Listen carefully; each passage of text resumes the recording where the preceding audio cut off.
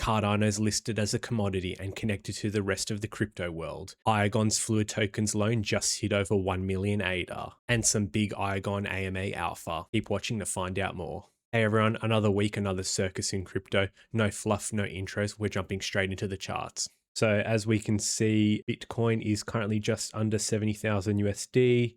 Ethereum's just under 2,200 USD.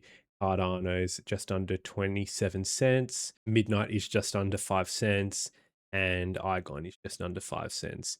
As you can see here in the last 7 days, it's been quite volatile. This has been following the US, Israel, Iran situation. Next, we have the Cardano native tokens.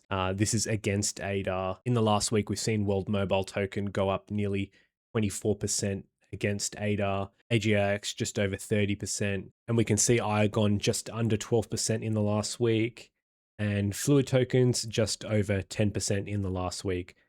Everything else is sort of just going down just under 10% or around that 10% mark. In the last week, we can see that most of the Cardano natives are bleeding against ADA, but there are obviously some of the more dominant, bigger projects that are holding their own and growing against ADA, which is cool to see. So one of the biggest news this week is the SEC has now listed certain crypto projects as commodities, and that includes Cardano, most notably, but we've got Aptos, Avalanche, Bitcoin, Bitcoin Cash, Cardano, Chainlink, Dogecoin, Ethereum, HBAR, Litecoin, Polkadot, Shiba Inu, Solana, Stellar, Tezos, and XRP.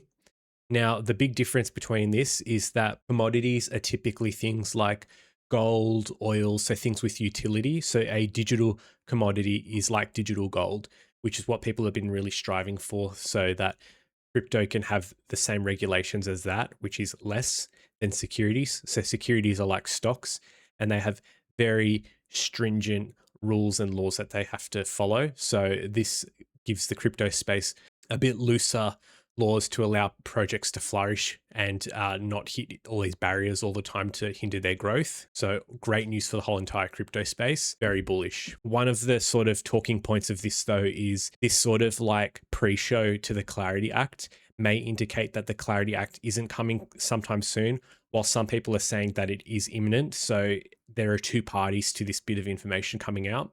So what do you guys think about this? Do you think that this indicates that the Clarity Act is coming out soon, or there is going to be a significant delay to the Clarity Act? And we're getting this little breadcrumb of news from the SEC. Another piece of news is that Layerzero has officially partnered with Cardano. This is awesome news because it means Cardano is now going to be connected to the rest of the crypto space with interoperability. Layerzero is currently connected to another 160 blockchains. So this now means Cardano has the potential to be connected to those 160 blockchains, which is incredible. This is the overall game plan for crypto, that everything is talking to each other. We don't have all these little insular peninsulas of the crypto world. We're all connected by bridges and roads. So very bullish news. Hopefully that means that we can tap into liquidity on other chains and bring them over to the Cardano world. Iagon's Fluid tokens loan has just hit over 1 million ADA. This is 1 million ADA out of their desired 6 million ADA. So this is incredible news. It's just been over 1 week now, and we're already at 1 million out of the 6 million ADA. As I've mentioned before many times, this is a loan that the Iagon team is seeking from the community, and it is because it is a community-orientated proposal, and that proposal is to get Fireblocks integration for the whole ecosystem. And this means Cardano will be integrated into the institutional world. So certain big central exchanges, banks, custodians, fund managers, people with lots of money. So this is another important integration for the Cardano space, and I think we're in the right trajectory to get this funded as it benefits the whole entire ecosystem. So keep it up, everyone. Keep loaning. It's a loan, it's not a donation. You make yield and you're helping Cardano acquire institutional integration. And as I've shown before, these are all the loans available. Here you can see the different yields available, the different lockup periods. So it's either 9 months or 2 years.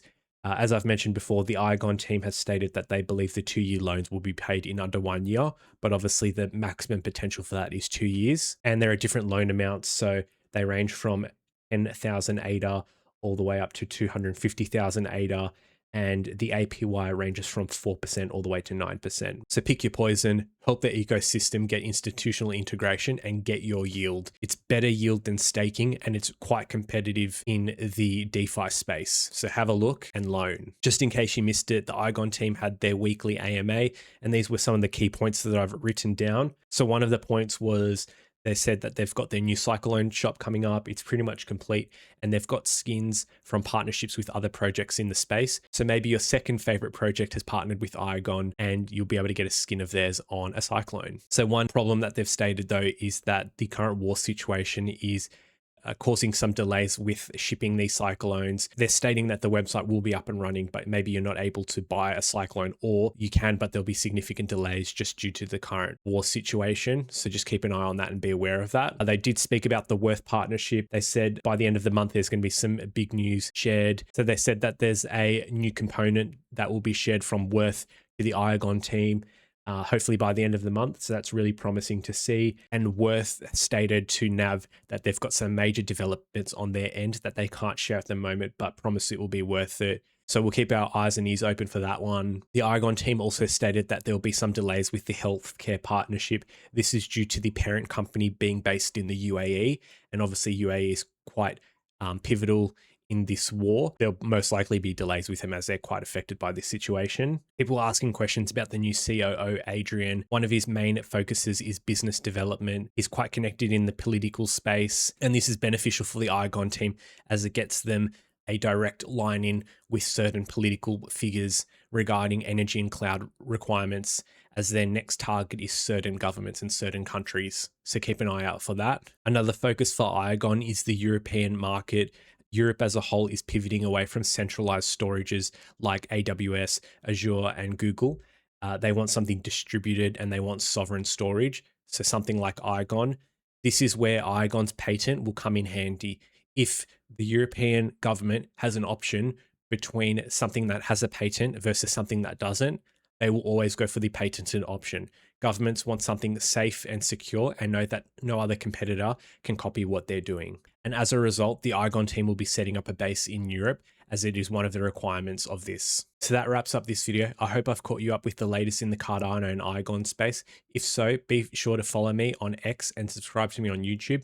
And if you have any feedback or questions, be sure to drop a comment or like. Thanks for watching. I hope you all have a great week, and I'll see you for the next one.